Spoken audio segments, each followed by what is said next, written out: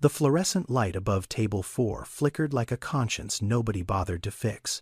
2:17 a.m. The iron griddle smelled of burnt coffee and old grease, and something worse, desperation. Her hands trembled around the plate of eggs. 8 months pregnant. Second shift in a row. No insurance. No maternity leave. No one coming to relieve her. The baby kicked against the counter's edge as she leaned into it, and her swollen ankles screamed inside shoes held together by duct tape and stubbornness. Nobody asked if she was okay. Nobody ever did. But the man in the last booth hadn't touched his coffee. He sat perfectly still, watching her. He'd built a $4 billion company, but he had never seen anything that stopped him like this. What you just saw is not a movie scene. It is happening right now, tonight, in diners and gas stations and truck stops across America. Women working through their third trimester, because the richest country on earth does not guarantee a single day of paid maternity leave. Not one.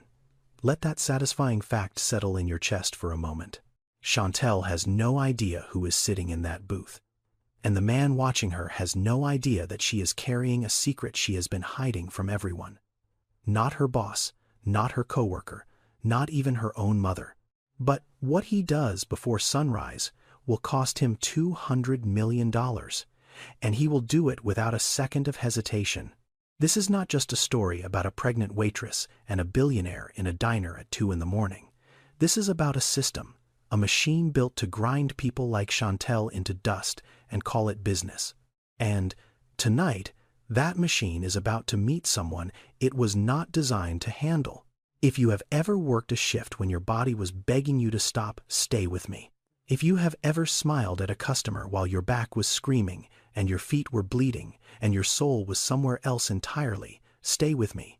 This one is for you. And what happens next will change the way you see every late-night diner you have ever walked past without looking inside. The iron griddle sat on the shoulder of Highway 84 like something the road had forgotten. A squat cinder block rectangle with a gravel parking lot and a neon sign out front that was supposed to read open 24 hours. But the O and the H and the S had burned out 3 years ago and nobody had bothered to fix them. So now it just glowed Pen 24 in sickly pink against the Oregon night. Nobody knew what that meant. Nobody cared enough to ask. Inside the place smelled the way it always smelled. Burnt coffee sitting too long on the warmer. Bacon grease baked into the ceiling tiles. The faint chemical sweetness of industrial floor cleaner that never quite covered the smell underneath. The booths were upholstered in cracked red vinyl, patched with duct tape in places where the foam bulged through like wounds. The Formica counter had a long crack running down its center-stained brown from decades of spilled coffee. A jukebox sat in the corner dead since 2019, its glass face dark and dusty. Someone had taped an out-of-order sign on it. The tape had yellowed. The sign had curled. 60 miles south in Portland, restaurants served $80 steaks to people who never thought about who cooked them. They poured $14 glasses of wine for couples who tipped 20% without thinking. Those restaurants had hostesses and sommeliers and line cooks who at least got overtime. The iron griddle had Chantel and Yvette, and whoever Dale could convince to work the graveyard shift for $11.50 an hour. Chantel Edwards was 28 years old, 8 months pregnant, and she had been on her feet for going on 14 hours straight. She had started working at the Iron Griddle 14 months ago, 3 weeks after Appleton's, the chain restaurant in Pendleton, had let her go. They called it restructuring. They said the position was being eliminated. But Chantel knew the real reason. She had started showing. Her manager had looked at her belly the way you look at a flat tire. Like a problem. Like an inconvenience. Like something that would slow everything down. There was no husband. Darnell had found out about the baby when she was 3 months along. He had gone quiet on the phone. He had said he needed time to think. And then he had blocked her number. Just like that. Like she was a subscription he had canceled. Her mother Patrice had suffered a mild stroke 6 months ago. The right side of her face still drooped slightly. Her speech came out slurred on bad days. She lived in Brookside Care, now a nursing facility 40 minutes east, $2,200 a month. every month. Without exception, without mercy. So Chantel did the math the way she did it every single night. $11.50 an hour. Tips that averaged somewhere between $23 and $40 on the graveyard shift, depending on how generous the truckers were feeling. Trailer park rent $875. Nursing home, $2,200. Utilities, gas for the car, food. She was short. Every month she was short. $400. Sometimes $5, sometimes $6. The math never worked.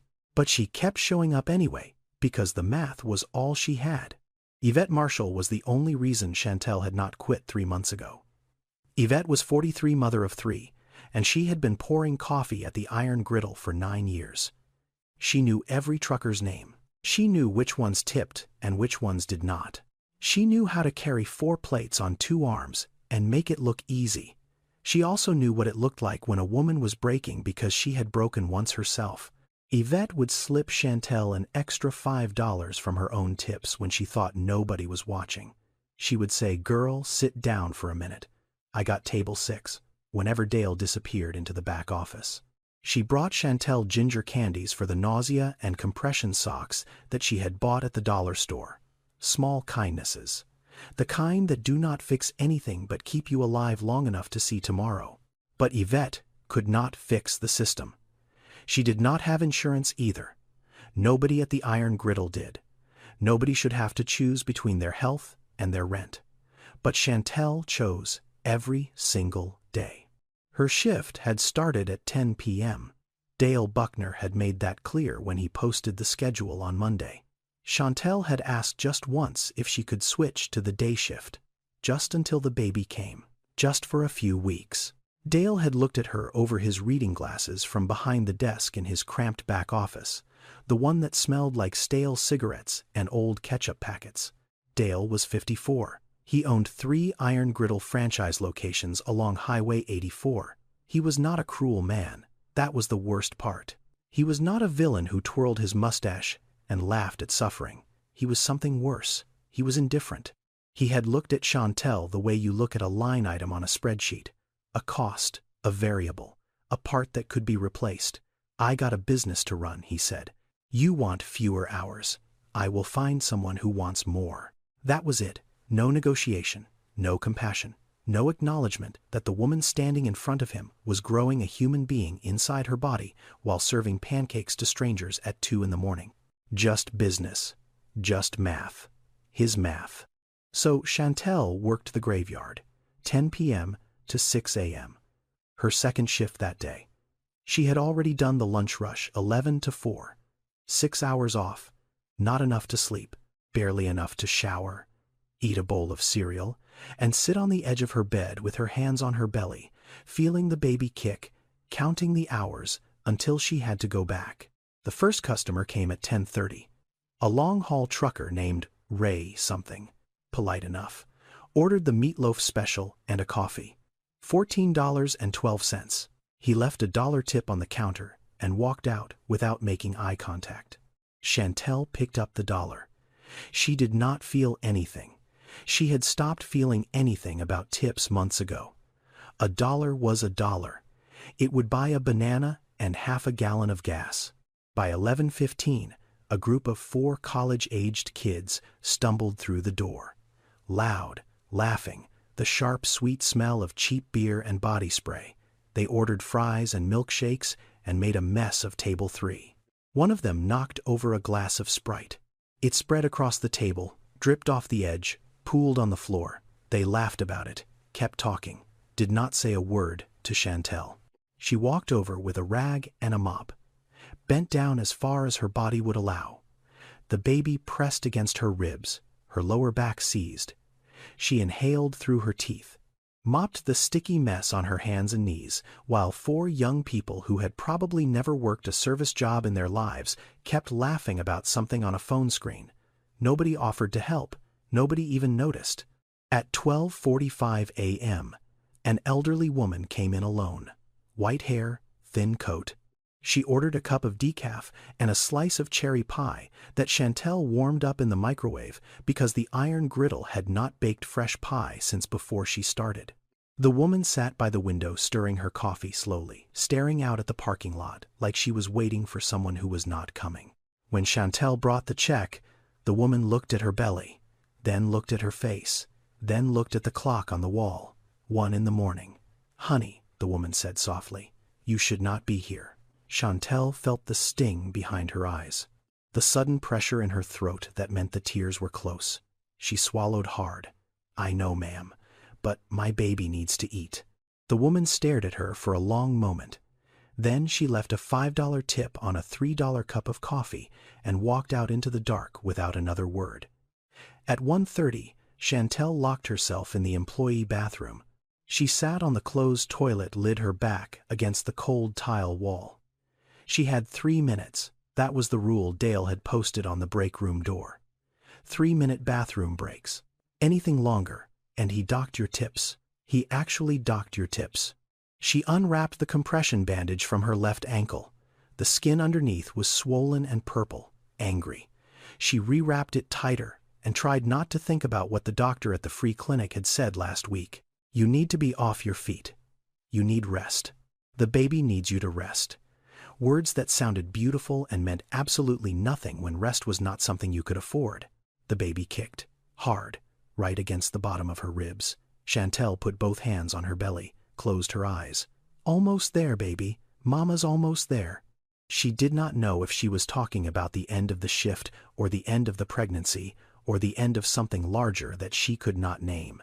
She just knew she had to stand up, walk back out, smile at the next trucker, pour the next cup of coffee, ignore the fire in her back and the swelling in her ankles and the voice in her head that whispered, "This is not right. This is not how it is supposed to be." She had Googled it once. 3 a.m. on a Tuesday. Lying on the mattress in her trailer with her cracked phone balanced on her belly. Maternity leave rights, Oregon. The results had glowed in the dark bedroom. She had read that the United States was one of only 7 countries in the entire world that did not guarantee any paid maternity leave. Not a single day. She had read that Oregon paid leave had started in September 2023. That had sounded like hope. Then she had read the fine print. You had to have earned at least $1,000 in the base year from a qualifying employer. Dale's franchise had her classified in a way that made the math not work. Again, the math never worked. She stood up, washed her hands, looked at herself in the mirror. The circles under her eyes were so dark they looked like bruises. Her apron was stained. Her hair was pulled back so tight it made her temples ache. She was 28 years old, and she looked 40. She walked back out to the floor, smiled at no one, picked up the coffee pot, and kept going. Because that is what women like Chantel do. They keep going. Even when everything, the country, the system, their own bodies, is telling them to stop. The door opened at 2:17 a.m., and the cold came in first.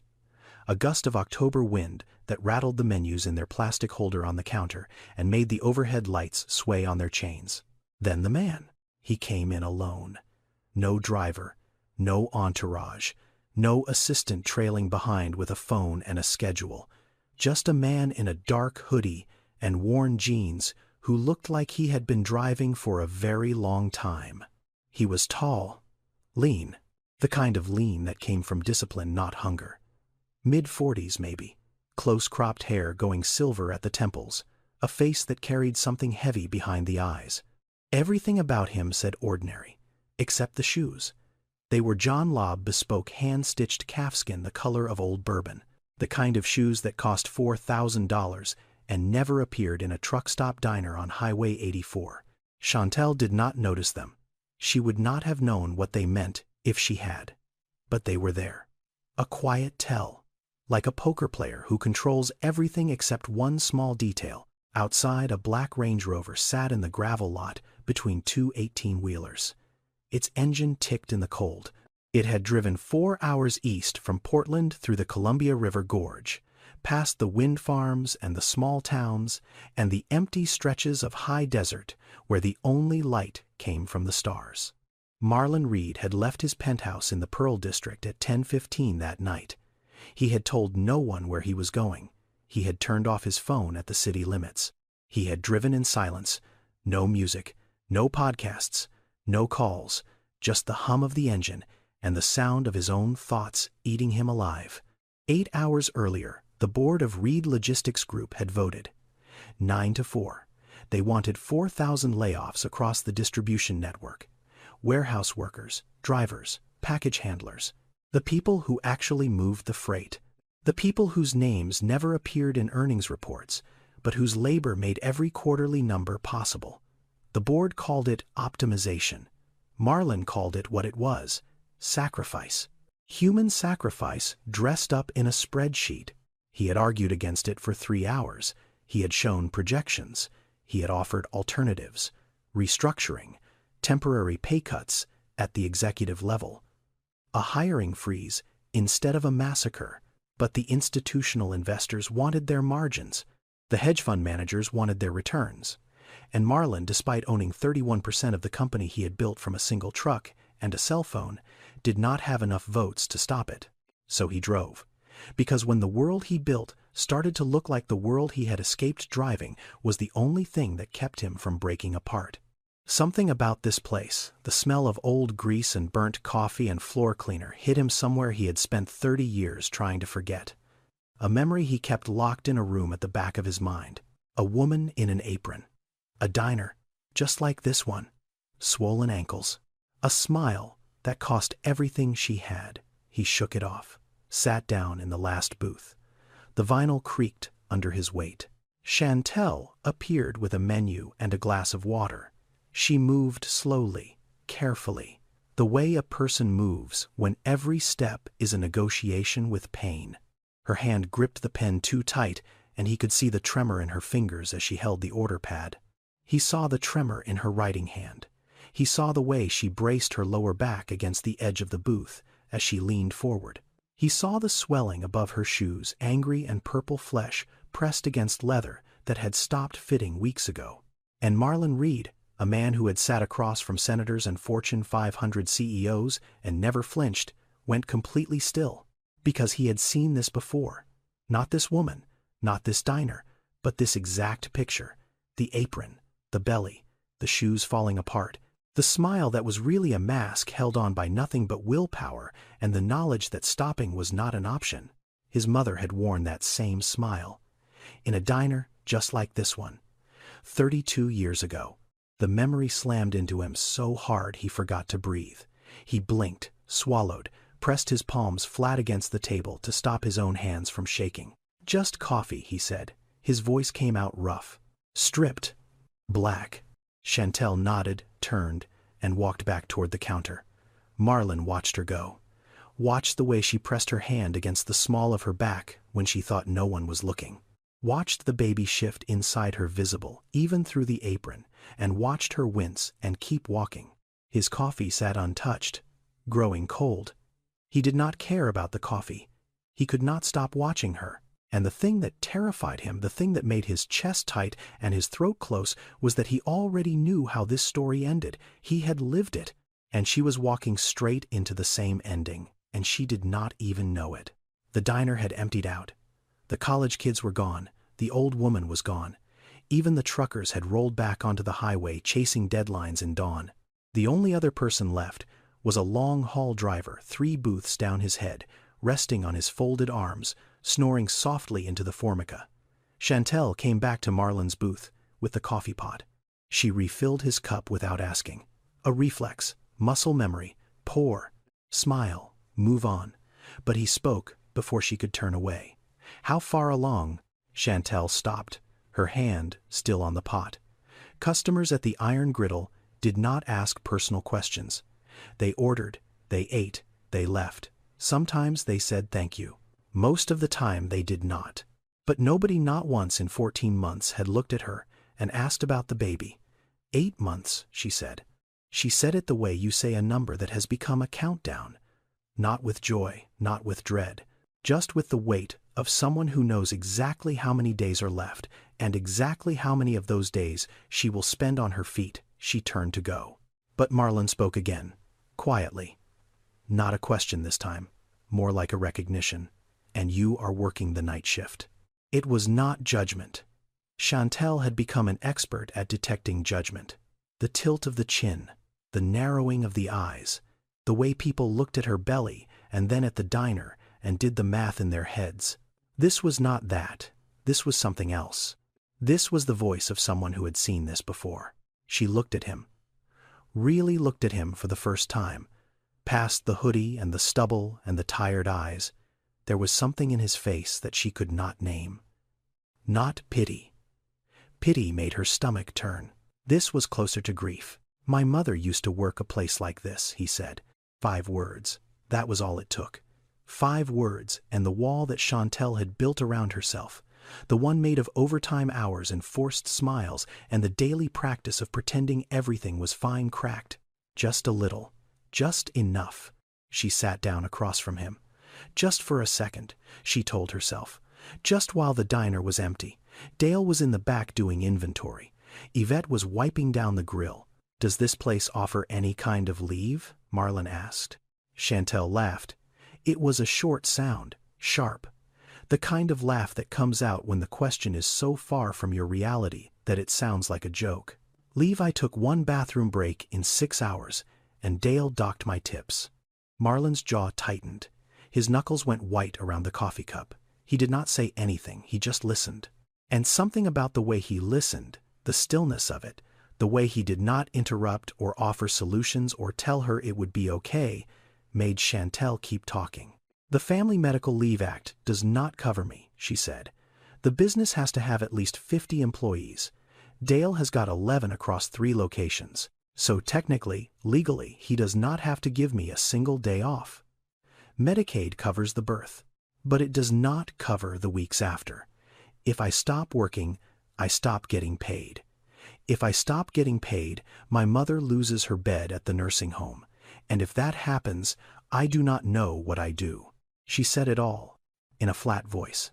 The voice of someone who has explained their situation so many times to so many agencies and caseworkers and automated phone systems that the words have lost their edges. They just come out smooth and hard like stones polished by a river. Marlon listened. And inside him, beneath the calm exterior and the steady hands, something was breaking. Because every word Chantel said he had heard before. Not from her, from his mother. 30 years ago, in a different diner, in a different state, with the same fluorescent lights, and the same smell of burnt coffee, and the same impossible math, he did not tell her that, not yet. What about the father, he asked. Chantel's expression did not change. Blocked my number when I was 3 months along. Have not heard from him since. She said it like she was reading a weather report. Tuesday. Partly cloudy. Chance of rain. Father gone. Moving on. You have family. Anyone who can help. My mother. She had a stroke 6 months ago. She is in a care facility. $2,200 a month. I am the only one she has got. Marlon looked down at his coffee. Black. Cold now. He wrapped both hands around the cup like he was holding on to something to keep from falling. How do you make it work? He asked quietly. Chantel stared at him for a long moment. Then she pulled out her phone. The screen was cracked in 3 places. She opened her calendar and turned it toward him. 6 days a week, 10 to 12 hours a day, color-coded, blue for morning shifts, red for nights. The red outnumbered the blue 3 to 1. After nursing home rent, utilities, and gas, she said, I have got $127 a month left. For food, for everything. I have not bought new clothes in 11 months. She paused. I do the math every night before I go to sleep. And every morning when I wake up, the numbers never change. They just sit there, staring at me. As Chantel spoke, Marlon heard another voice, his mother's, saying almost the same words. 30 years ago. To a God who was not listening. He wanted to tell her. He wanted to say, I know. I know because I watched my mother do this. I know because I grew up in a trailer behind a diner just like this one. I know because the system you are describing, the one that is crushing you right now, is the same system that killed the woman who gave me everything. But he did not say any of that, because the words were too big, and the diner was too small. And some truths need more than a 2 a.m. conversation to hold them. Chantel stood up, smoothed her apron, put the mask back on. I am not asking for charity, she said. I am asking for a country that does not make you choose between your baby and your bills." She picked up the coffee pot and walked away. Marlon watched her go. He looked at his watch. 3:15 a.m.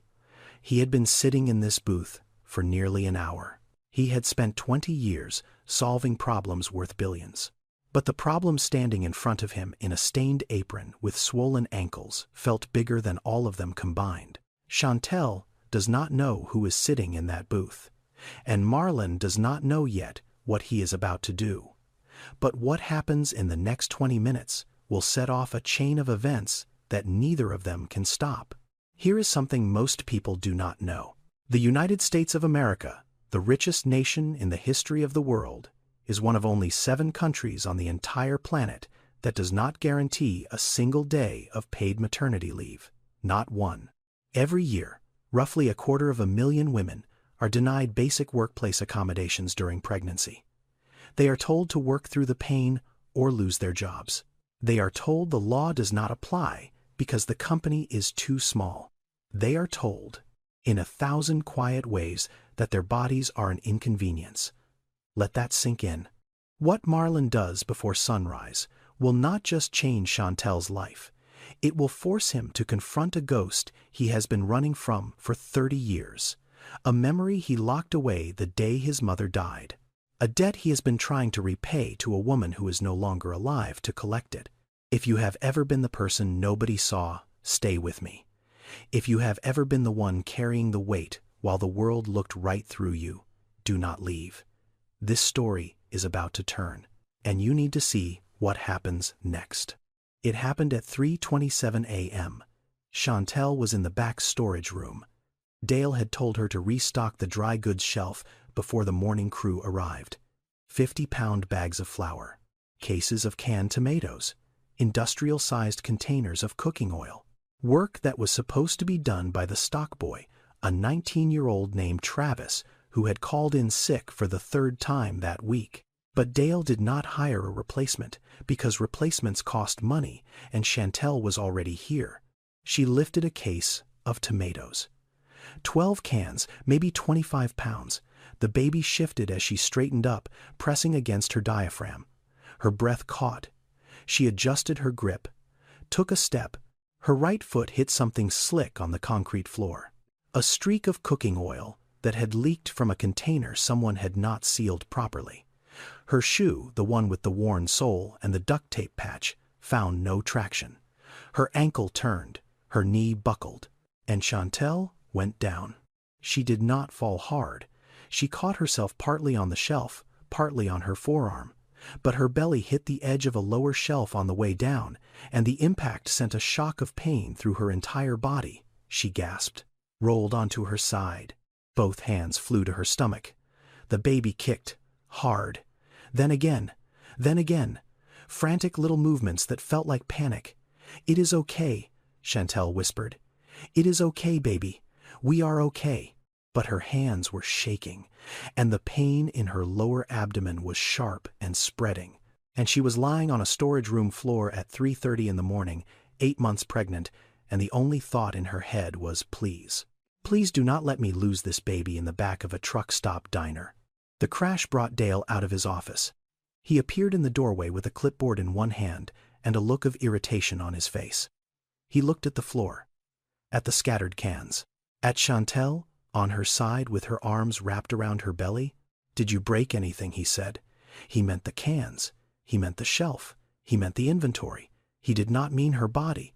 He did not mean her baby. He meant his product. Chantel stared at him from the floor. "I'm fine," she said. The words came out automatic, programmed, the response of a woman who had learned that her pain was not relevant to the people who signed her paychecks. "Then get up," Dale said. "Table 6 needs clearing." That was the moment. That was the line. Not a dramatic line. Not a line drawn in the sand with a sword. Just a man in a wrinkled polo shirt telling a pregnant woman on a concrete floor to get up and bus a table. The banality of cruelty. The ordinary machinery of a system that does not see people, only labor. Yvette came running from the kitchen. She dropped to her knees beside Chantel and put a hand on her back. Girl, Are you okay? Talk to me. I slipped, Chantel said. I am okay. The baby is moving. I think we are okay. Yvette looked up at Dale. Her eyes were hard. She needs to sit down, Dale. She is 8 months pregnant. And I am 8 months behind on my franchise payments, Dale said. He did not even have the decency to sound cruel. He just sounded tired. We all got problems, Yvette. Marlon appeared behind Dale. He had heard the crash from his booth. He had heard Chantel's gasp. He had crossed the diner in 4 strides, moving with the kind of quiet purpose that made people step aside without knowing why. Are you okay? He asked Chantel. His voice was low, controlled, but his eyes were burning. Do you need a hospital? Chantel shook her head. She was already trying to stand. Embarrassment and fear fighting for control of her face. Fear of the pain, fear of what the fall meant. But more than anything, fear of losing this job. Because losing this job meant losing her mother's bed at the nursing home. And losing that meant losing everything. I am fine, she said. I just slipped. Marlon helped her to her feet. Then he turned to Dale, slowly. The way a man turns when he is deciding exactly how much force to use. You are going to let her keep working, Marlon said. It was not a question. Dale sized him up. Hoodie, jeans, just another customer with an opinion. Listen, buddy, I do not tell you how to do your job. Do not tell me how to run mine. Marlon took a step closer. His voice dropped. You are right, but I am telling you. If she falls again, and something happens to that baby, you will not just lose an employee. You will lose everything. Every franchise, every dollar, everything you have built. Because I promise you someone will be watching. And when they are, you will wish you had given her a chair instead of a clipboard. Dale's face twitched. Something in Marlon's voice, in the absolute certainty of it, landed differently than a regular customer's complaint. This was not a man making a threat. This was a man stating a fact. The way an engineer states the load-bearing capacity of a beam. Neutral, precise, final. Fine, Dale said. He stepped back. 15 minutes. Take a break. He turned to walk away, then added over his shoulder. Clock is ticking. Yvette guided Chantel to a booth, brought her water, pressed a cold rag against the back of her neck. You sure you are okay, honey? You sure the baby is okay? She is kicking, Chantel said. She put her hand on her belly. She is angry, but she is kicking. That is good. Right. That is good. Marlon sat down across from her. The booth creaked. The fluorescent light above them buzzed and flickered. For a moment, neither of them spoke. Just the sound of Yvette's shoes squeaking on the floor as she walked back to the kitchen. Just the hum of the coffee machine.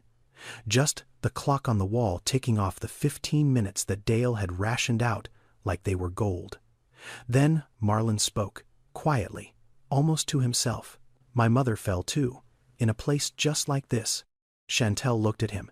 His eyes were somewhere far away, somewhere 30 years deep and 2,000 miles south. He blinked, came back. She was carrying me, he said.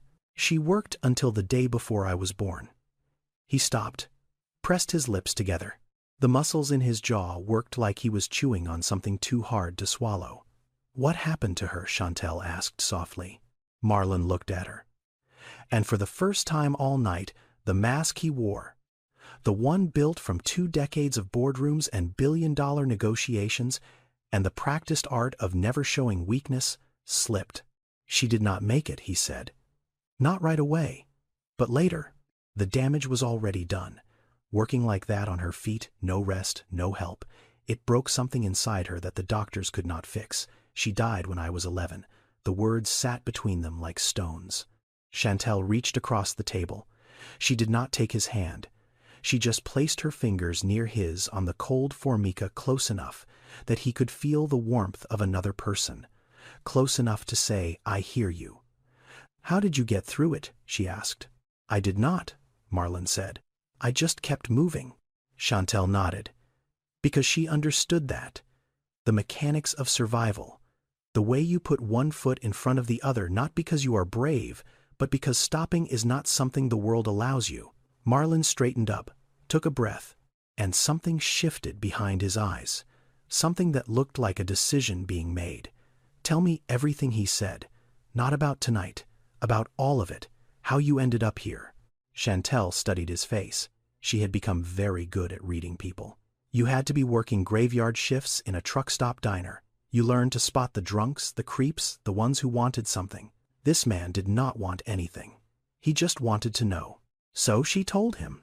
She told him about Appleton's, about the job she had, loved the one where she had worked her way up from hostess to assistant manager in 2 years.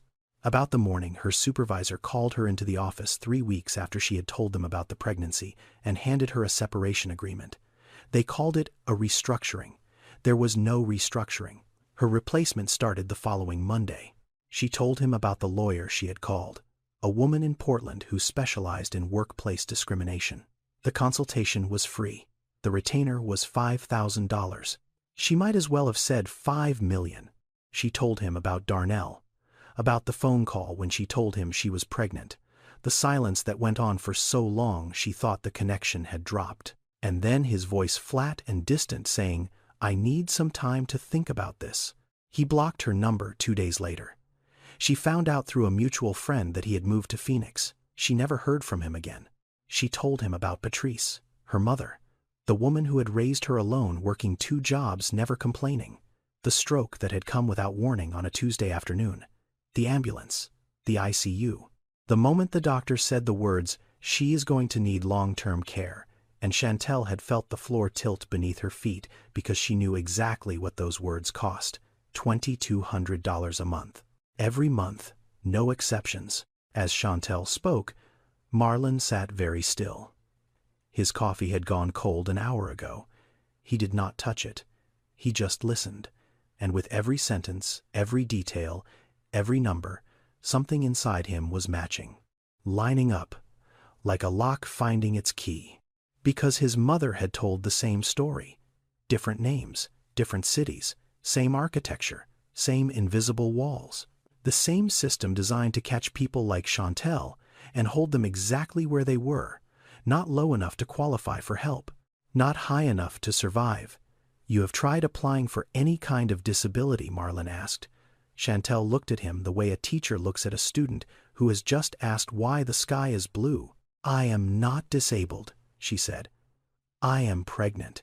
Different thing in this country." She paused. Then she said, "You know what I did one night? 3 in the morning. Could not sleep.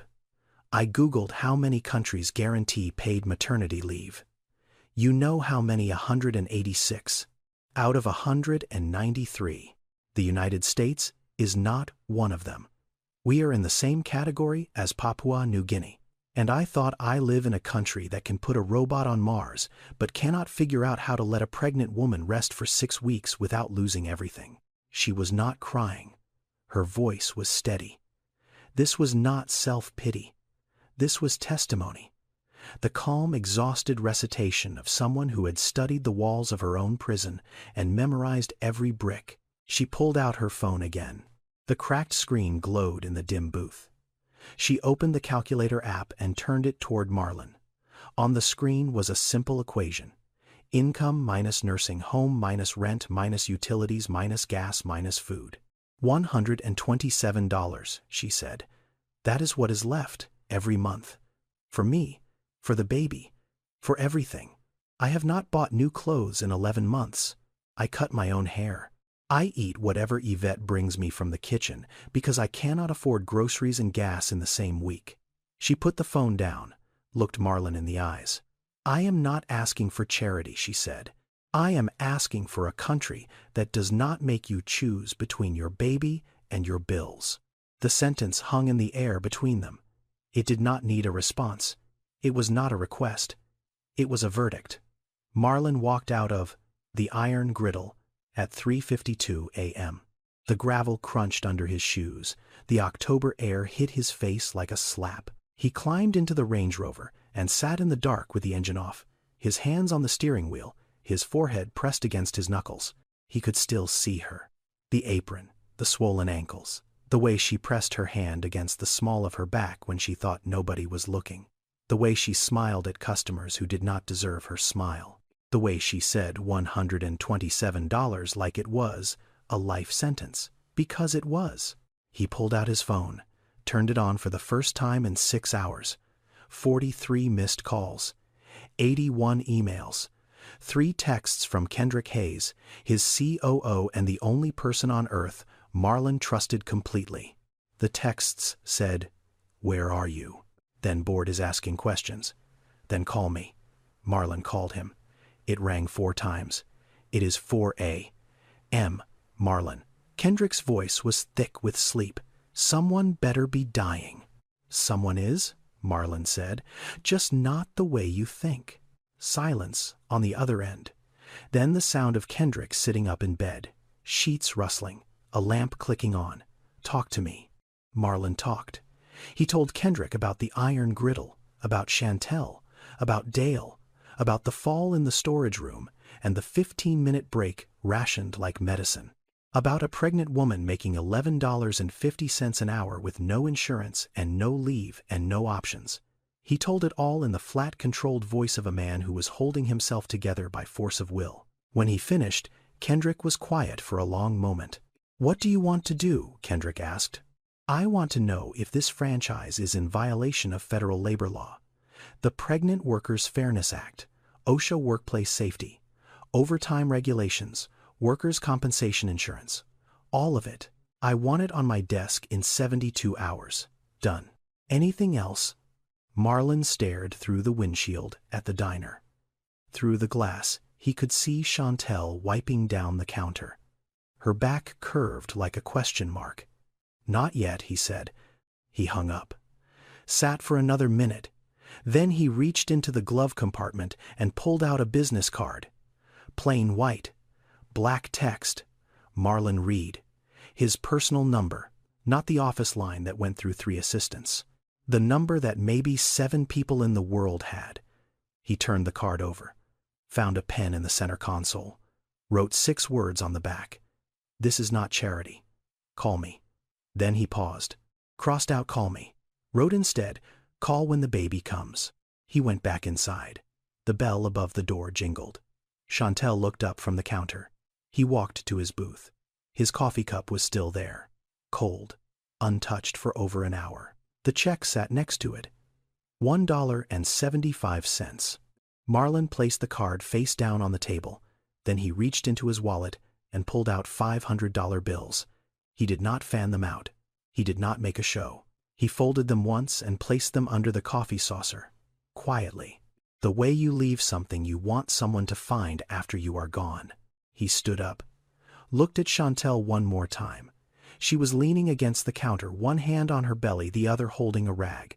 Her eyes were half closed, exhaustion pulling at every part of her. He wanted to say something.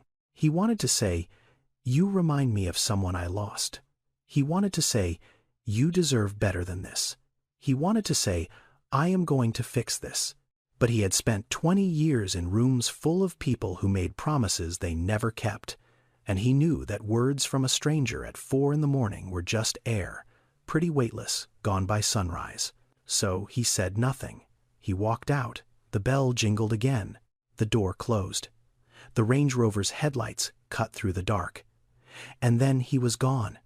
Chantel cleared the booth 5 minutes later. She picked up the saucer.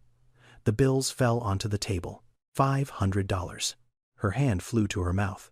She counted them. 5 $500 bills. She looked toward the parking lot, empty. Just the trucks in the dark and the highway stretching in both directions toward nothing. Then she saw the card. She picked it up, turned it over. Read the handwriting. "This is not charity. Call when the baby comes." She flipped it back, Marlon Reed. The name meant nothing to her. She pulled out her cracked phone, typed his name into the search bar with trembling thumbs. The screen loaded slowly. Then the results appeared. Marlon Reed, Chief Executive Officer, Reed Logistics Group, net worth $4.2 billion. She nearly dropped the phone. Her knees went soft. She grabbed the edge of the booth to steady herself. A billionaire, the man in the hoodie with the sad eyes and the cold coffee. A billionaire had been sitting in her diner for 2 hours, listening to her, talking to her about his mother. and she had told him everything. The nursing home, the tips, the $127. Her first instinct was to chase after him, to give back the money, because that is who Chantel was, the woman who did not take things she had not earned. But $500 was this month's trailer rent. $500 was the difference between keeping the lights on and sitting in the dark with her belly and her fear, and no way forward. She looked at the money, looked at her stomach, looked at the card, looked at her stomach again. She kept the money, but she did not call the number. Not that night, not the next morning, not the day after, because pride was the only thing Chantel Edwards had that was not for sale. And calling a billionaire felt like putting a price tag on the one thing she had left.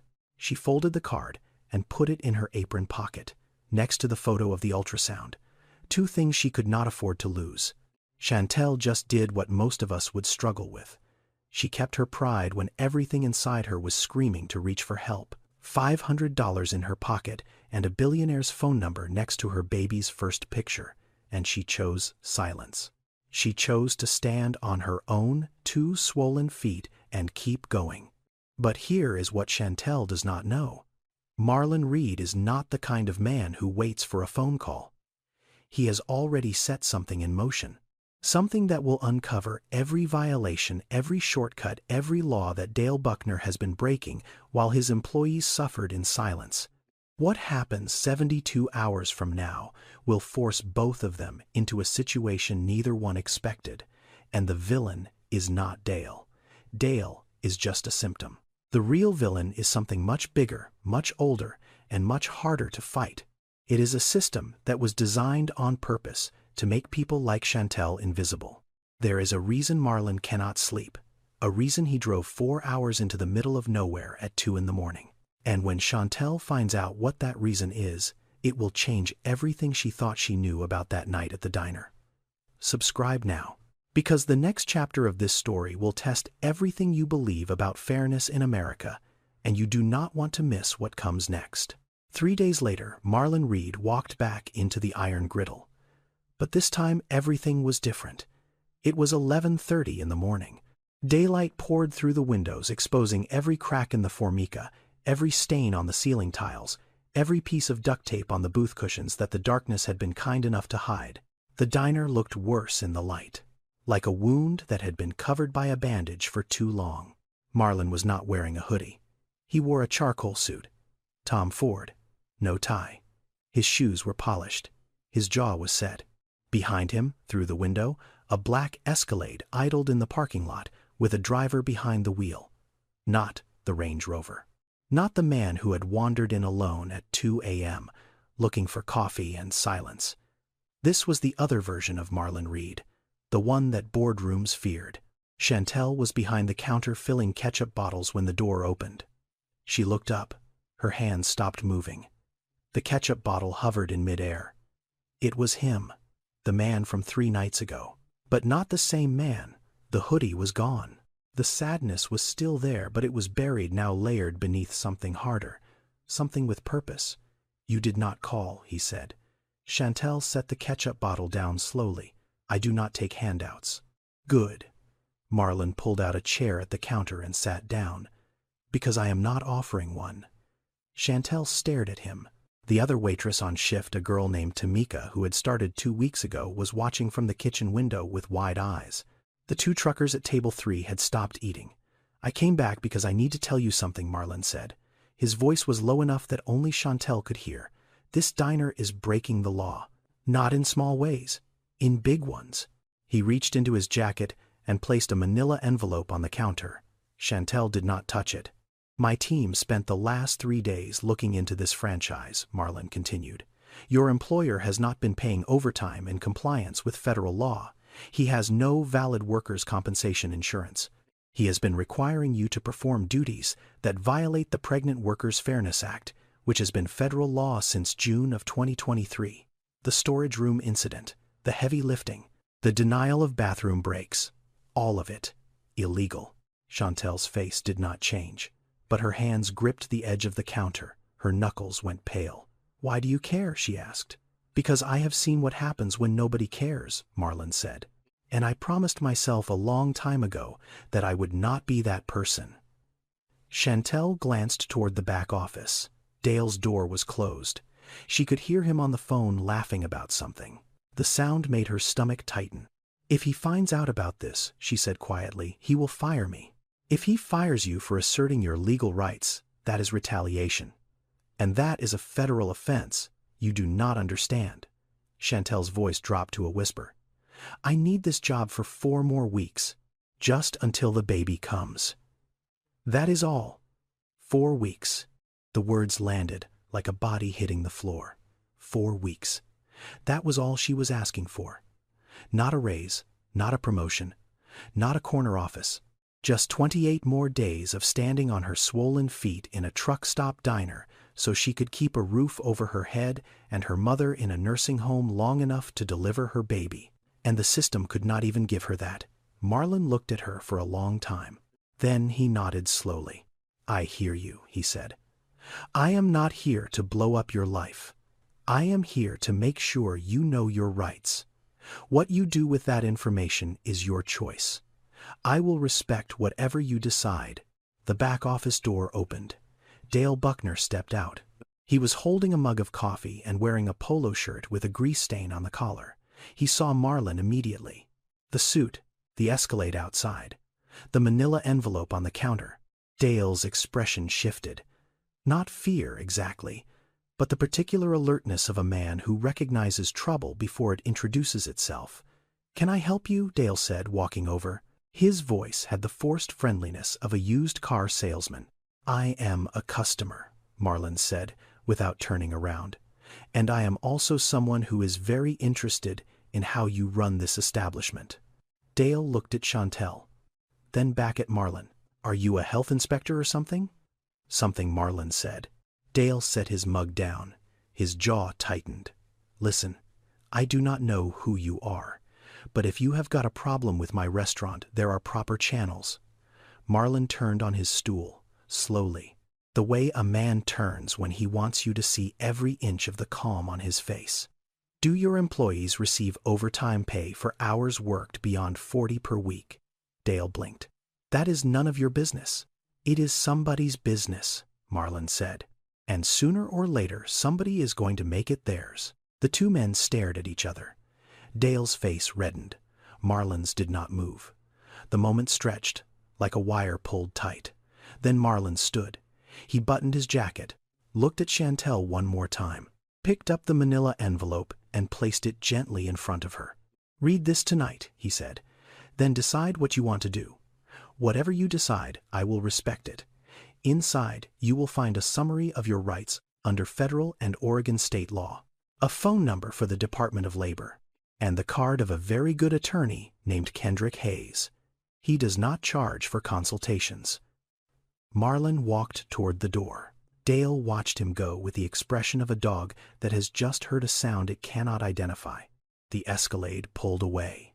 The gravel settled, and Chantel stood behind the counter with a manila envelope in her hands and a decision growing inside her that was almost as heavy as the baby. Dale called her into the office 45 minutes later. He closed the door, sat behind his desk. The desk was a folding table covered with invoices and fast food wrappers. The chair was a plastic lawn chair. The office smelled like old cigarettes and stale ambition. I do not know who that man was, Dale said. His voice was even, but his eyes were hard. But if you are bringing drama into my restaurant, you are done. I have got 15 applications on file from people who would kill for your hours. We clear. Chantel stood in front of him, her hands clasped over her belly, her back aching, her ankles throbbing. Clear, she said. Good. Dale picked up a pen. One more thing. I am adjusting your schedule. Effective this week, you are down to 20 hours. Doctor's recommendation. Chantel's blood went cold. I never saw a doctor. You never asked me to see a doctor. It is a precautionary measure, Dale said. He did not look up from the paper he was pretending to read. For your health and the health of the baby. Company policy. There was no company policy. There had never been a company policy. Chantel knew this because she had read the employee handbook, all 6 pages of it, and the word pregnancy did not appear once. 20 hours. Half her current schedule, half her income. She did the math instantly the way she always did, automatically, mercilessly. 20 hours at $11.50 an hour. $230 a week before taxes. After taxes, roughly $190. That was $760 a month. Nursing home alone was $2,200. The numbers did not work. They had never worked. But now, they did not even come close. She walked out of the office on legs that felt like they belonged to someone else. Yvette was waiting by the coffee station. She took one look at Chantel's face and knew. "He cut your hours," Yvette said. It was not a question. Chantel nodded. 20. Yvette closed her eyes. He did the same thing to Maria last year. Cut her hours week by week until she could not make rent. Then she quit. And when she filed for unemployment, Dale told the state she had left voluntarily. They denied her claim. Chantel felt the floor tilt slightly. He has done this before. 3 times that I know of.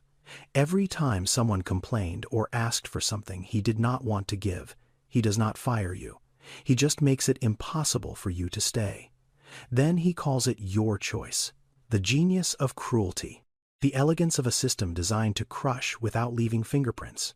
That night, Chantel sat in her trailer. The baby was restless, kicking and turning like she could feel her mother's heartbeat racing. The manila envelope lay on the kitchen table. Chantel had not opened it at the diner. She had been too afraid, too aware of Dale's eyes on her back. Now alone in the yellow light of a single lamp, she opened it. Inside was a 4-page document, typed, clear, written in language a person without a law degree could actually understand. It explained the Pregnant Workers Fairness Act. It explained that employers with 15 or more employees were required to provide reasonable accommodations for pregnancy-related conditions. Dale's franchise, when you counted all 3 locations, had 27 employees. He qualified. He had always qualified. He just never told anyone. The document explained overtime regulations. It explained that any hours worked beyond 40 in a week had to be compensated at 1.5 times the regular rate. Chantel had worked over 50 hours a week for months. She had never received overtime pay. Not once. It explained workers' compensation insurance requirements. It explained that retaliatory reduction of hours after an employee raised safety concerns was a violation of federal law. Every single thing Dale had done, every cut, every shortcut, every moment Chantel had felt trapped and powerless and alone, all of it was illegal, and she had never known, because nobody had ever told her. She thought about the statistic she had read once on her cracked phone at 3 in the morning. 60% of workers in small businesses did not know their basic labor rights. Not because they were stupid, because the system was designed to keep them uninformed. Ignorance was not a bug, it was a feature. Chantel looked at the ultrasound photo on the refrigerator. Her daughter, a girl. She had found out at the 20-week scan and cried for an hour, not from sadness. From the terrifying weight of knowing she was bringing another woman into a world that had so little patience for them. She looked at the nursing home invoice pinned next to it. $2,200, due in 11 days. She looked at Kendrick Hayes's card. Attorney at law. Stanford. Former Department of Justice. She picked up her phone. Her thumb hovered over the number on the card. Kendrick Hayes. The smart call. The safe call. The professional call. But she did not dial Kendrick. She dialed Marlon. It rang twice. "Marlon," she said. Her voice was steady, but her hand was shaking so hard she had to press the phone against her ear with both palms. "You said to call if I needed anything." "I did. I need help, not money. I need someone to help me fight." Silence on the other end. 1 second, 2, then Marlon's voice, quiet, certain, like a door opening that would never close again. "Then we fight," he said. Chantel hung up, put the phone down, placed both hands on her belly, felt her daughter kick against her palms. And for the first time in months, Chantel Edwards was not just surviving, she was choosing. The meeting was in Portland, A glass tower downtown, the kind of building Chantel had only ever seen from the highway. A smear of chrome and blue sky that belonged to a world she had never been invited into. Kendrick Hayes's office was on the 14th floor. The elevator was silent. The carpet was thick. The receptionist offered her sparkling water in a glass that probably cost more than her tips for a week. Chantel sat in a leather chair that felt like it was trying to swallow her. She wore the only outfit she owned that was not a uniform. A black maternity dress from Goodwill and flat shoes that still pinched her swollen feet. She felt like an imposter. A truck stop waitress in a law firm that charged more per hour than she made in a month. Marlon was already there. He sat across the conference table in a gray sweater. No suit today, no power play, just a man in a chair. He nodded when she walked in, did not stand, did not make a scene, just nodded, like she belonged. Kendrick Hayes was tall and precise with wire-rimmed glasses and the kind of posture that came from years of standing in front of judges. He shook Chantel's hand firmly. No softness, no pity, just respect. Before they started, before the documents came out and the legal language began, Chantel turned to Marlon. "Why are you doing this?" she asked. "You do not know me." Marlon looked at the table, then at the window, then at Chantel. And something in his face changed. The mask he always wore, the one made of boardrooms and billion-dollar decisions, and the careful practice of never letting anyone see him bleed, came apart at the seams. "My mother's name was Denise," he said. "Denise Reed. She worked at a truck stop diner outside Montgomery, Alabama, Route 65, a place called Duke's Pit Stop. She was a waitress. She was pregnant with me." His voice was steady, but his hands were not. He pressed them flat against the table the same way he had pressed them against the booth at the Iron Griddle 3 nights ago.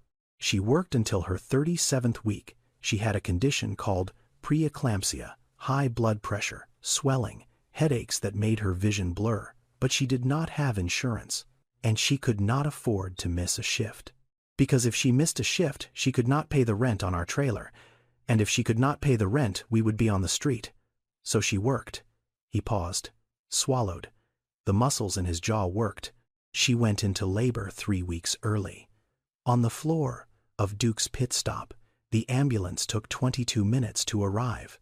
I was born in the emergency room of a county hospital that was already over capacity. I weighed 4 pounds 11 ounces. I survived." Another pause. Longer this time. She survived, too. At first. But the preeclampsia had damaged her kidneys. Badly. The kind of damage that does not show up right away. The kind that sits inside you and waits. She needed a transplant. Medicaid would not cover it. Not fully. Not in Alabama. Not in 1991. She was on the waiting list for 3 years. She died when I was 11. In a hospital room that smelled like bleach, holding my hand.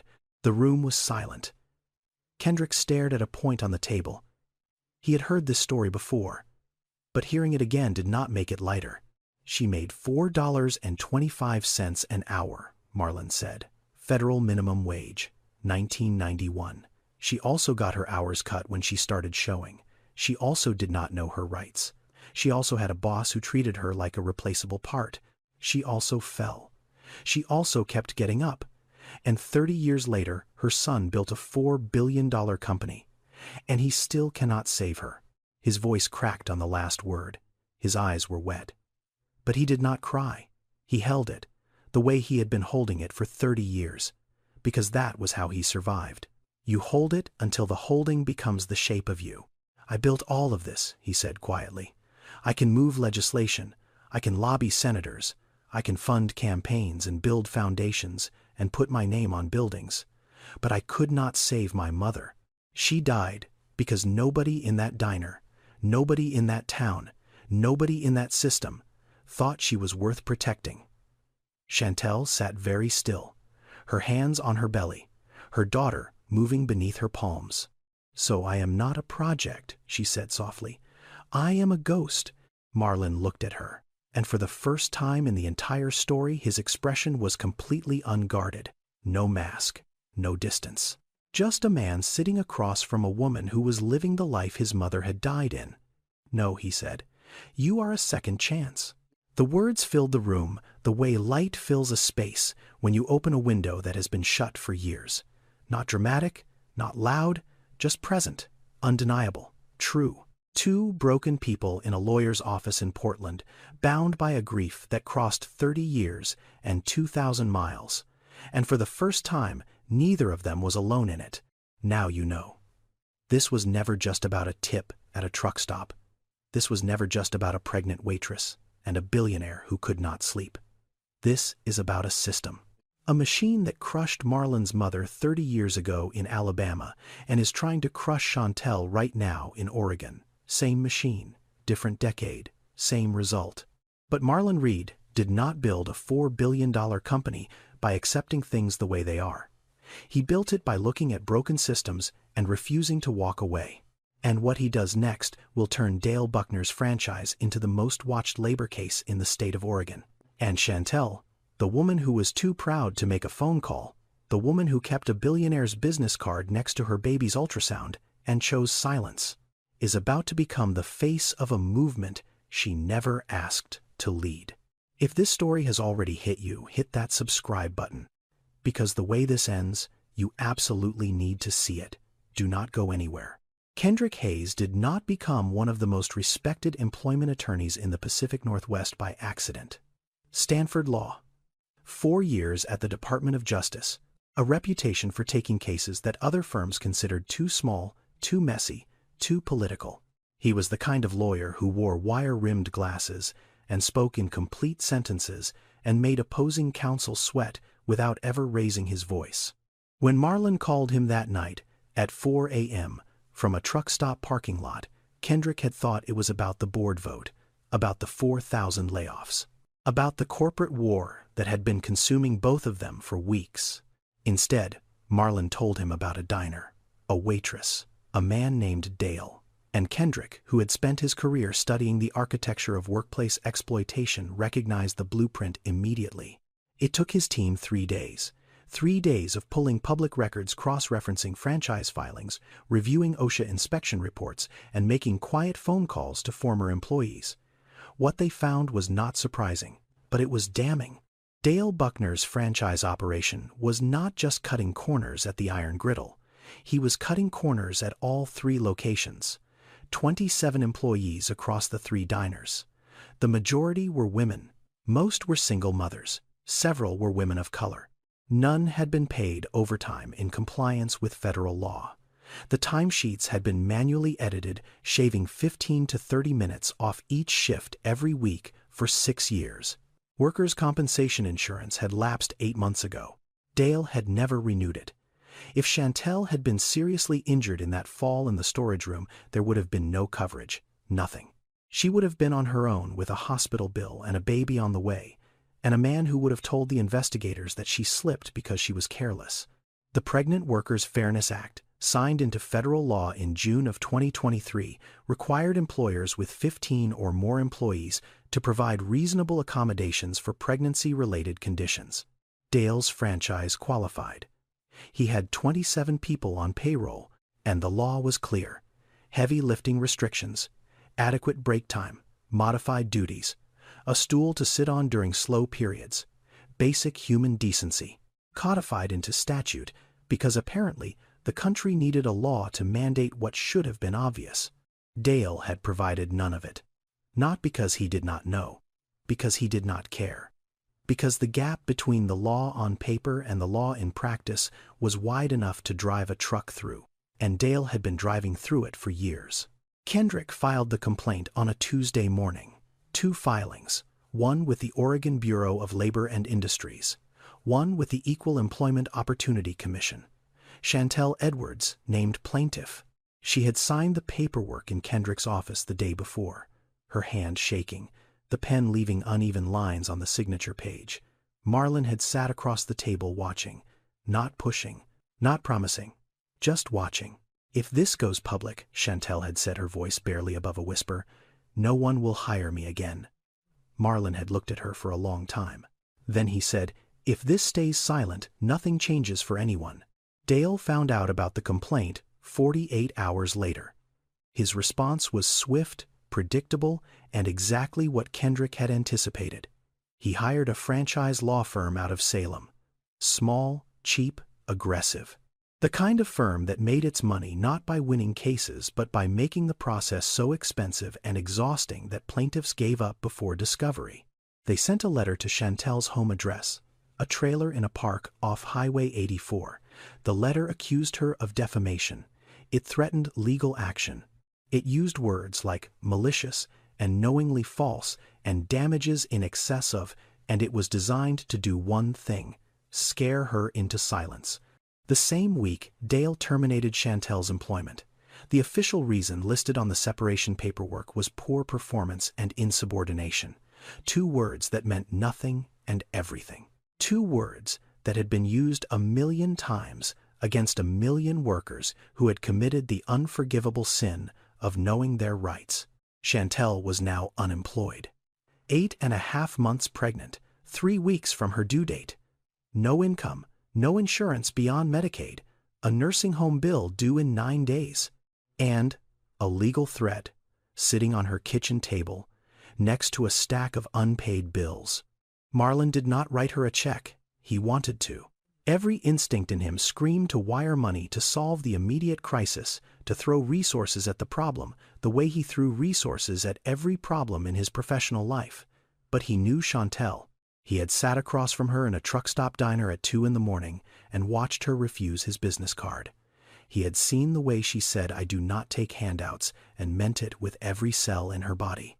Giving her money would not save her. It would break something inside her that was more important than money. So he did what he could. Kendrick took the case pro bono. Marlon connected Chantel with the National Women's Law Center, an organization that had been fighting pregnancy discrimination since before Chantel was born. They assigned a case advocate who called Chantel every other day not to check on the case, but to check on her. And quietly, through the Reed Foundation's existing partnership with a nonprofit that subsidized elder care for low-income families, Marlon arranged for Patrice Edwards's nursing home costs to be covered. The application Chantel had submitted 4 months ago, the one she had given up on, the one that had disappeared into the bureaucratic void, was suddenly approved. A letter arrived at her trailer. "Dear Miss Edwards, we are pleased to inform you." She cried for 20 minutes. She thought it was a miracle. She did not know it was Marlon, and he intended to keep it that way. Then Yvette called Kendrick. She had been thinking about it for 3 days, lying awake at night, thinking about Maria, who Dale had squeezed out last year, thinking about Chantel on the storage room floor, thinking about her own 3 children and what she would want someone to do if it were her. "I have records," Yvette told Kendrick on the phone. Her voice was steady, but her hands were not. "Text messages from Dale telling us not to report injuries. Timesheets that do not match the hours we actually worked. Schedules that had me and Chantel working 12-hour shifts with no overtime pay. I kept copies of everything. On my phone, screenshots. I have been keeping them for 2 years. Why?" Kendrick asked. "Because I knew someday someone would be brave enough to use them. And if Chantel can stand up, then so can I." The case was no longer just Chantel's. It was 27 employees, 6 years of violations, $340,000 in unpaid wages, and a paper trail that Dale Buckner had been too arrogant or too careless to destroy. The Portland Tribune reporter called on a Thursday afternoon. Chantel was sitting in her trailer, her feet up on a pillow, the baby pressing against her ribs. The phone buzzed on the table. She looked at the screen. An unfamiliar number. A Portland area code. She let it ring. Once, twice, 3 times. Marlon was on the phone with Kendrick in his Portland office when Chantel texted him. Just 2 words. "Reporter called." Marlon called her back immediately. "You do not have to talk to them," he said. "This is your choice, nobody else's." "I know," Chantel said. "But what if I do?" "Then you will be speaking for every woman who could not." Silence. The baby kicked. Chantel looked at the phone still buzzing on the table. The reporter had called back. She picked up. The reporter's name was Elena Vasquez. She was 36 years old, a labor beat journalist who had been covering workplace conditions in Oregon for 8 years. She was good at her job. She was also a mother. And when Chantel started talking, Elena did not interrupt. She did not redirect. She did not try to find the angle. She just listened. Chantel did not tell her story like a victim. She told it like a witness, calmly, precisely, with the specific gravity of someone who had memorized every number, every date, every moment where the system had looked at her and decided she was not worth protecting. She talked about Appleton's and the restructuring that was not a restructuring. She talked about Darnell and the phone call that ended with a blocked number. She talked about Patrice and the stroke and the $2,200 a month. She talked about the iron griddle and the $11.50 an hour, and the 3-minute bathroom breaks, and the fall in the storage room, and the man who asked her if she broke anything and meant the cans. Elena asked the question every reporter asks, the one they save for the end. What do you want people to know? Chantel was quiet for a moment. Then she said 3 sentences that would end up in the headline. That being poor is not a character flaw. That needing help is not weakness, and that no woman should have to risk her baby's life to make rent. The story went up on a Friday. By Saturday morning, it had been picked up by 3 national outlets. By Sunday, the hashtag Protect Working Mothers was trending. By Monday, Chantel's phone had not stopped buzzing. Messages from women in every state. Waitresses, cashiers, warehouse workers, nurses' aides, women who had worked through their pregnancies in pain and silence because the alternative was homelessness. They wrote to her because she had said the thing they had been swallowing for years. Boley opened a formal investigation into all 3 iron griddle locations. On the following Wednesday, state auditors arrived at each diner simultaneously at 9 a.m. with subpoenas for 6 years of payroll records, timesheets, insurance documentation, and employee files. Dale Buckner stood in the parking lot of his flagship location watching the auditors carry boxes to their vehicles. His face was the color of old paper. The investigation confirmed everything.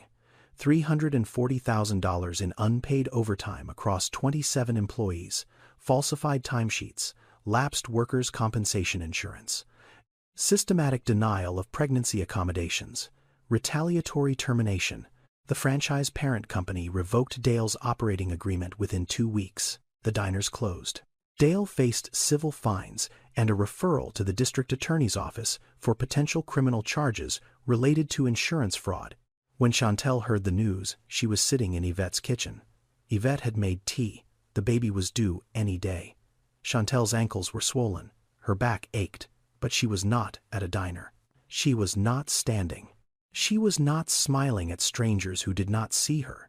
She was sitting in a warm kitchen with a friend who had fought alongside her, and she was not celebrating. I did not want to destroy him, Chantel said quietly. She was looking at her hands. I wanted him to see us. She did not say it with anger. She did not say it with satisfaction. She said it with something closer to sorrow. Because Chantel understood something that most people never learn. That the opposite of cruelty is not revenge. It is visibility. It is being seen, being counted, being treated like a human being instead of a line item on a franchise report. It happened that night, 2 weeks early. The contractions started at 9:45 p.m., irregular at first, then closer, then impossible to ignore. Yvette drove her to Mercy General, the hospital 20 minutes from the trailer park. The same hospital where Chantel had gone for her prenatal visits. The same hospital that had told her she needed rest. The rest she could never afford. Yvette called Marlon from the hospital parking lot. It is happening, she said. She is in labor. Marlon was in his study in Portland. Alone, he hung up the phone, stood very still for 30 seconds. Then he grabbed his keys and walked to the car. He drove east on Highway 84. The same road, the same darkness, the same wind farms spinning against the night sky. But this time, the drive felt different. The first time he had driven this highway, he was running. Running from a board decision he could not stop. Running from a ghost he could not face. Running from the man he was becoming and the man he had promised his mother he would be. This time, he was driving towards something. toward a hospital room where a woman he had met 2 weeks ago was bringing a life into the world, toward a second chance he did not deserve, but was determined not to waste. He arrived at 1:15 a.m. The hospital was quiet, that particular brand of nighttime hospital quiet that is not silence but rather the sound of dozens of small emergencies happening behind closed doors. He found the maternity ward on the 3rd floor. Yvette was in the waiting area, her coat still on a paper cup of coffee growing cold in her hands. "How is she?" Marlon asked. Yvette looked up. "She is strong," she said. "Stronger than she thinks." Marlon nodded. He did not go in. He did not ask to be let into the delivery room. That was not his place. He was not the father. He was not family. He was a man who had walked into a diner at 2 in the morning and had his life rearranged by a woman in a stained apron with swollen ankles and more courage than anyone he had ever met in a boardroom. He stood in the hallway, his back against the wall, his eyes closed, and he thought about his mother, Denise Reed, the woman who had given birth to him on the floor of a truck stop diner in Alabama, the woman who had held him with hands that were cracked from bleach and dish soap, the woman who had died at 39 years old because the richest country on earth had decided that a waitress's kidneys were not worth saving. Marlon folded his hands, pressed them together, and he prayed, for the first time in 30 years. Not to a God he believed in, not to a God he understood, but to whatever force in the universe had put him in that diner on that night at that hour in front of that woman. He prayed that this time the story would end differently. The baby was born at 3:47 a.m. A girl, 6 pounds 4 ounces, healthy, screaming, alive. The nurse came out to the waiting area 20 minutes later. Yvette jumped up. Marlon stood slowly, his heart hammering against his ribs. "Mother and baby are doing great," the nurse said. "She is asking for you." She looked at Yvette. "Both of you." Marlon hesitated. Yvette took his arm. "Come on," she said. "She wants you there." They walked into the room. Chantel was propped up in bed, her hair matted with sweat, her face exhausted and luminous. The baby was in her arms, wrapped in a white hospital blanket, a pink knitted cap on her head, tiny, perfect, making small sounds that were not quite cries, more like announcements. Chantel looked up at Marlon. Her eyes were wet, her smile was real. The first real smile he had ever seen on her face, not the mask she wore at the diner, not the practiced expression of a woman who had learned to hide her pain. This was something else entirely. This was joy that had fought its way through a wall of suffering and come out the other side, blinking and raw and beautiful. "I want you to meet someone," Chantel said. Her voice was hoarse, barely a whisper. Marlon stepped closer. The baby's eyes were closed. Her fingers, impossibly small, curled around the edge of the blanket. "Her name is Denise," Chantel said. Marlon stopped. He looked at Chantel, then at the baby, then back at Chantel. "Denise, after your mother," Chantel said, "because she should have had someone fighting for her too." Marlon Reed had sat across from senators and not flinched. He had negotiated deals worth billions with a steady hand and a steady voice. He had buried his mother at 11 years old and had not cried at the funeral because his grandmother told him that Reed men do not cry. They hold it. They keep moving. He stood in that hospital room looking at a baby named after the woman he could not save, and the holding broke. The thing he had been carrying for 30 years, the grief and the guilt and the rage and the love, all of it came apart at once. Tears ran down his face. He did not wipe them. He did not turn away. He just stood there, a man worth $4.2 billion, crying in a hospital room in rural Oregon because a waitress had named her daughter after his mother. "Thank you," he whispered. It was the only thing he could say. It was not enough. It would never be enough. But it was true. Over the next 6 months, things changed. Not in the dramatic, cinematic way that stories on screens usually end. Not with a single grand gesture or a tearful speech or a check with too many zeros. Things changed the way they change in real life. Slowly, painfully, one step at a time. Boley issued its final ruling 8 weeks after baby Denise was born. Dale Buckner was ordered to pay $340,000 in back wages to 27 current and former employees. Chantel's share was $47,000, unpaid overtime, wrongful termination damages, penalties. It was not a life-changing fortune. It was not $1 million or a new house or a corner office, but it was 6 months of breathing room. 6 months of not doing the math at 3 a.m. 6 months of not choosing between groceries and gas. Marlon did not hire Chantel. He thought about it. He wanted to. But he knew that if he did, every article, every comment section, every person who heard the story would reduce it to the same fairy tale they always told. Billionaire saves poor woman, gives her a job. Happy ending. That was not what this was. Chantel did not need saving. She needed a fair fight, and she had fought it herself. What Marlon did instead was something quieter and something bigger. Through the Reed Foundation, he launched a workforce development grant specifically for single parents looking to transition into healthcare education or skilled trades. Applications were reviewed by an independent panel. Marlon had no say in who was selected. He was not on the committee. His name did not appear anywhere on the application form. Chantel applied in February. She wrote her essay at 2 in the morning with Denise sleeping in a bassinet beside her and the glow of her cracked phone casting light on the page. She wrote about Patrice, her mother, and the stroke that had changed everything. She wrote about the months of caring for her, learning to read vitals and manage medications and navigate a healthcare system that seemed designed to confuse the people who needed it most. She wrote that she wanted to become a certified nursing assistant because she had learned more about caring for people from holding her mother's hand during a stroke than any classroom could teach. She was accepted, not because of Marlon, because of her words, because of her story, because the panel read her essay and saw what Marlon had seen in a diner at 2 in the morning, someone worth investing in. Marlon used Chantel's case as a catalyst for something larger. He met with Oregon state legislators. He testified briefly and without drama before a committee reviewing enforcement gaps in the Pregnant Workers Fairness Act. He did not make speeches. He did not hold press conferences. He showed them numbers, the number of complaints filed, the number that were investigated, the gap between the two, the gap between the law and the reality. He established the Denise Reed Initiative, a program that provided free legal information and workplace rights education to pregnant workers in the service industry.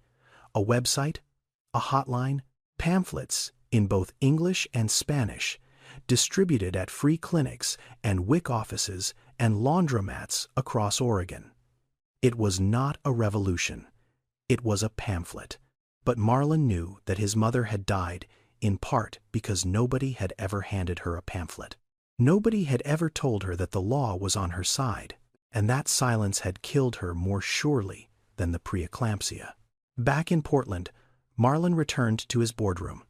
The same table, the same faces, the same vote that had sent him driving into the night 2 months ago.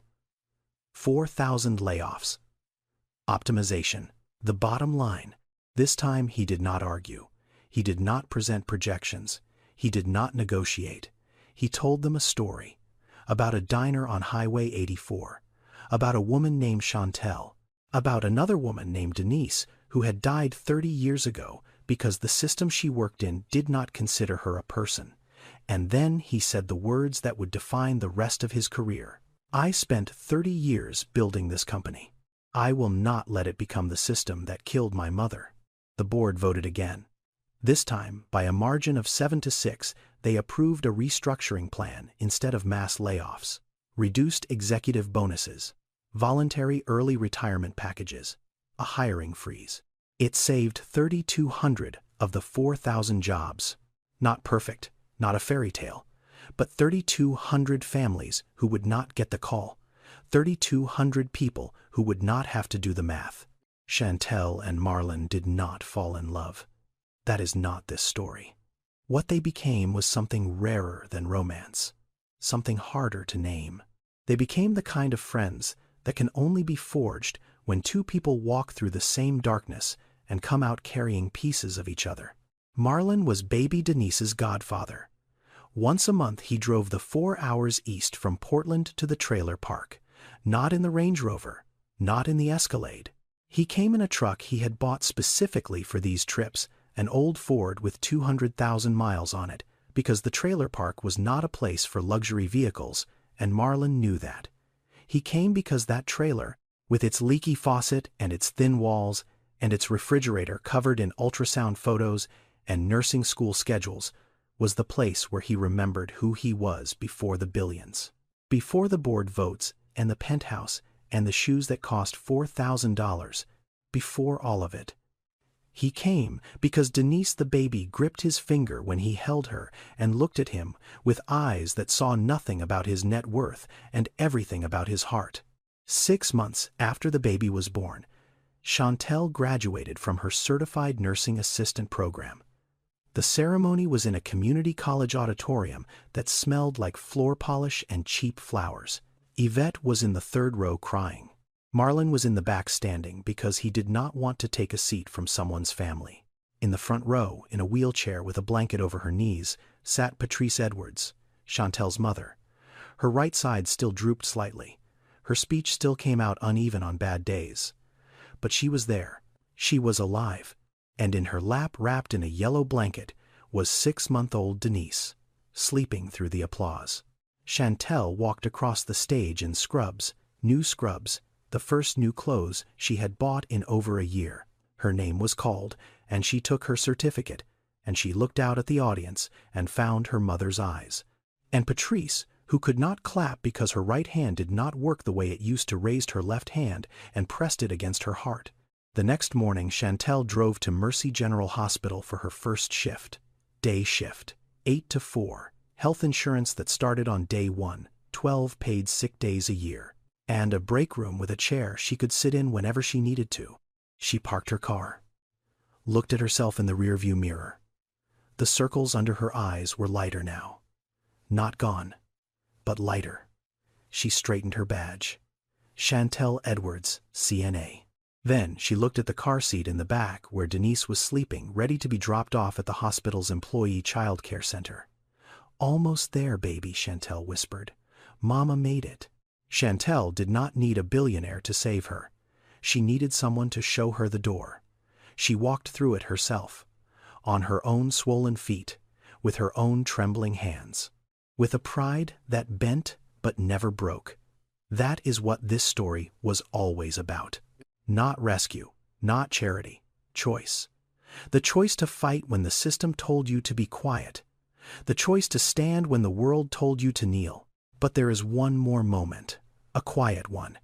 It happened on a highway at 2 a.m., 6 months after everything changed. And you absolutely need to hear it, because it is the moment where this whole story comes full circle. 6 months later, 2 a.m., Highway 84. Chantel was driving home, not from a diner, from a hospital, her hospital, Mercy General.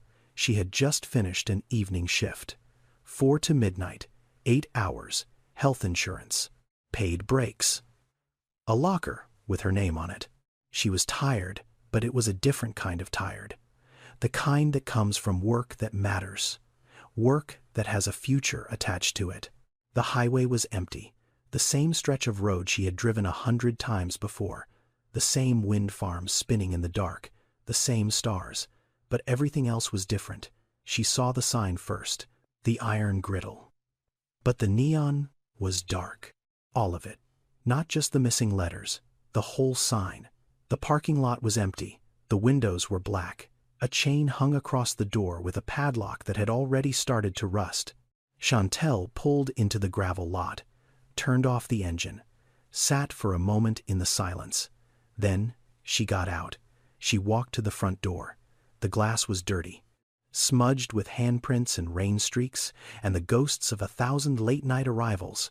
She cupped her hands against the glass and looked inside. The booths were still there. The Formica counter, the coffee machine, the dead jukebox in the corner. Everything frozen in place like a photograph of a life she used to live. She remembered the fluorescent light above table 4, the one that flickered like a dying conscience. She remembered the smell of burnt coffee and old grease. She remembered the way her ankles swelled inside her shoes, the way the baby kicked when she stood too long, the way Dale said clock is ticking like her pain was an inconvenience on his schedule. She remembered the 3-minute bathroom breaks, The $1 tips, the fall in the storage room, the cold concrete against her skin, and she remembered the man in the last booth who did not touch his coffee. She did not cry. She had cried enough. She just stood there, one hand pressed flat against the glass, and said 2 words. Thank you. Not to the diner, not to Dale, not to the fluorescent lights, or the cracked formica, or the broken jukebox. She said it to the woman she used to be, the one who stood behind that counter at 2 in the morning, 8 months pregnant, with duct tape on her shoes and $127 to her name, and refused to fall apart. The one who kept pouring coffee when her body was begging her to stop. The one who looked a billionaire in the eye and said, "I do not take handouts." The one who picked up the phone and said, "I need someone to help me fight." That woman had saved her. Chantel turned and walked back to the car. In the back seat, baby Denise was sleeping in her car seat, 6 months old. The highway lights fell across her face in soft gold stripes. Her tiny fingers were curled around the edge of her blanket.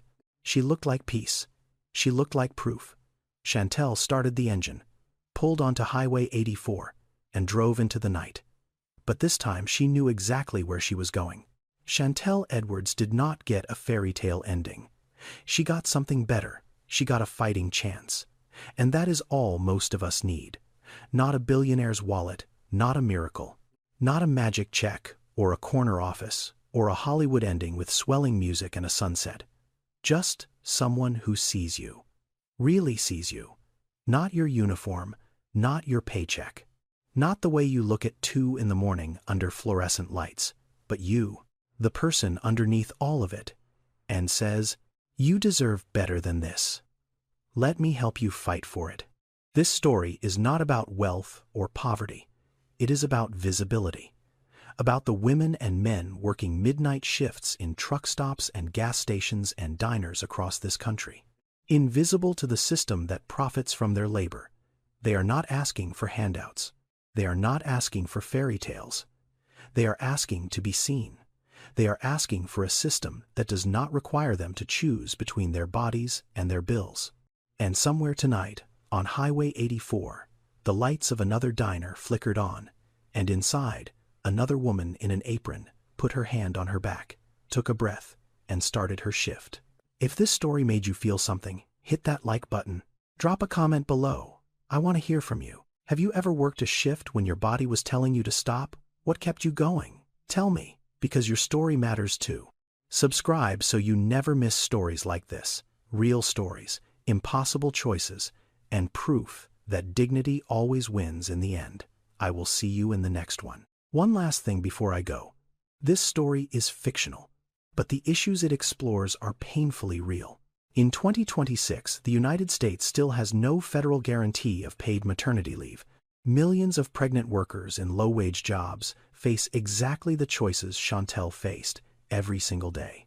If you or someone you know is dealing with workplace pregnancy discrimination, you can contact the National Women's Law Center or your state's Department of Labor. They are there. They are free, and they can help. This story was inspired by real conversations with real workers. Waitresses and cashiers and warehouse packers and nursing aides who shared their stories with me and trusted me to get it right. I hope I did. And I will keep telling these stories because I believe with everything in me that the measure of a country is not its GDP. It is how it treats the people who keep it running at 2 a.m. Thank you for staying until the end. That means more than you know.